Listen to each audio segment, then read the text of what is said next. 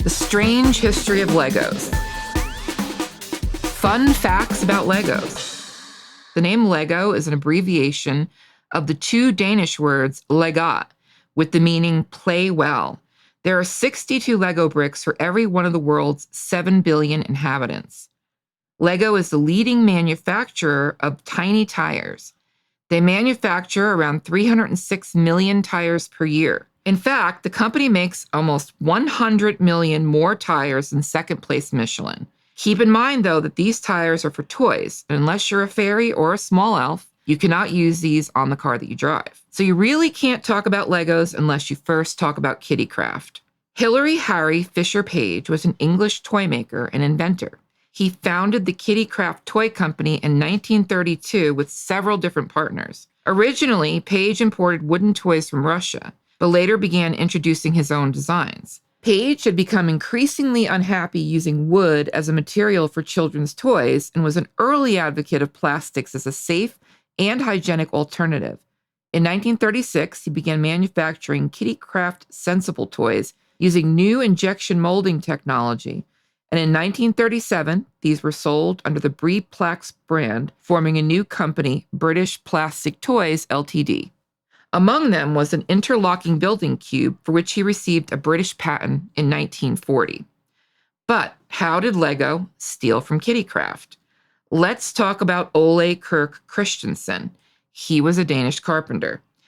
In 1916, Christensen bought a company called Bulland Woodworking and Carpentry Shop with the money he had saved over the years. During the late 1920s, the business focused on restoring and developing new buildings and also producing household goods for the local community. In 1924, Christensen's business was almost destroyed when his sons, Carl George and Gottfried, caused a fire to break out after tinkering with wood shavings. Consequently, both the workshop and the family home burned down. Following this event, Christensen decided to expand his business and planned the building of a larger workshop with a family apartment. In 1930, Christensen employed a small workforce to maintain his growing business. In 1932, he founded the construction company, the Lego Group. Over the course of his working life, Christensen developed his business from a small woodworking shop that sold household products into a wooden toy manufacturer.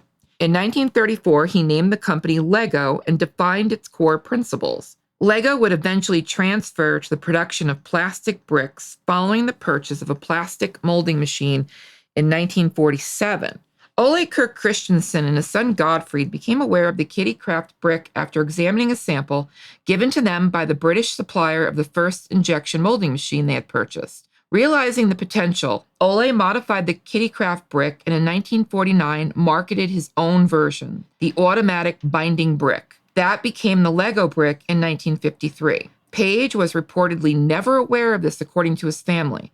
The company, Lego, Ole Christensen founded, expanded into Western Europe. British Lego Ltd. was set up in late 1959, and the first sets were sold the following year. Lego eventually acquired the residual rights to the Kittycraft brick designs in 1981.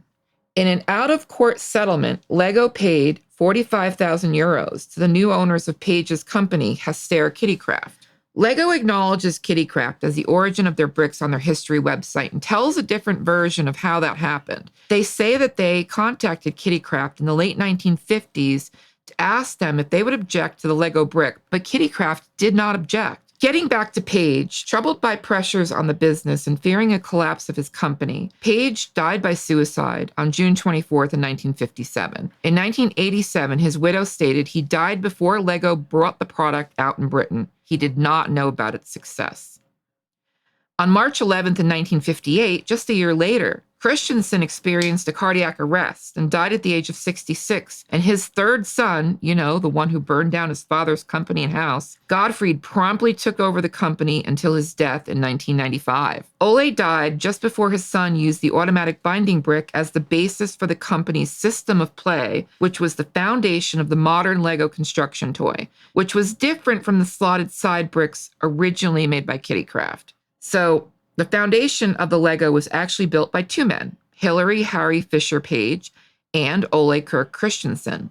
But the success of Lego was really the work of the firebug's son, Gottfried. So it just goes to show you, those kids who get in trouble at a young age for arson and such, they could be great entrepreneurs in the making. Our last fun fact, Lego has made enough bricks that if they were stacked on top of each other, they would connect the Earth to the moon 10 times over.